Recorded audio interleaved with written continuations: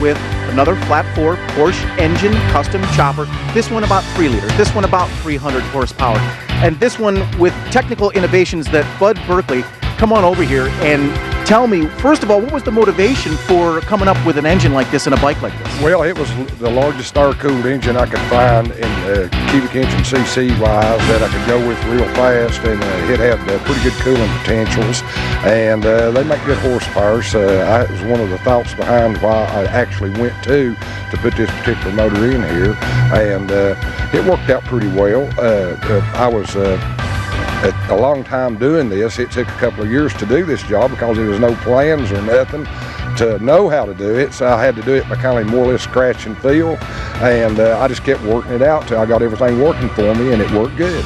All right, now I noticed this thing, it's got a longitudinal crankshaft, which kind of like BMW, a lot of people can relate to, has that want to throw you over to the right sensation as you get on the throttle. Has a torque factor to the right, definitely. And then the other driveline innovations is, I'm going to get back to the transmission because that's amazing, but you had to put a push drive in the back of this one? Right, I had to put a push drive in the back of it. It was a hammering so hard, it had a breakage problem from the horsepower.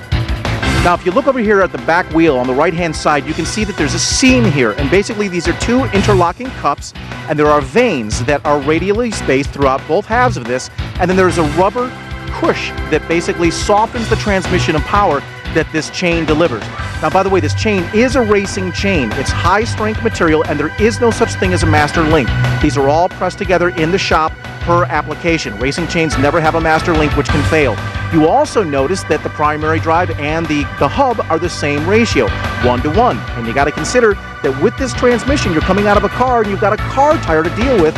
You can't have any more reduction, so it's done right here with matching the sprocket drives. If you know how to operate a motorcycle, you know that the throttle's over here, the front brake is here, this is the clutch, and this does not move. Down here, your left foot does the gear changing, and it's normally sequential. You go down for first, up second, third, fourth, and fifth. But look up at the handlebar here. You've got a little black button here, and that is what you push to operate a solenoid that is right back behind the operator's heel, in that this is actually going to move the gate over into the next pattern and allow you to continue shifting over here with the standard pattern. So it might sound confusing, but with a little bit of practice, you can handle this, especially since it's nitrous injected and supercharged. Let me just say that we need a podcast to really cover this bike in detail. It warrants it.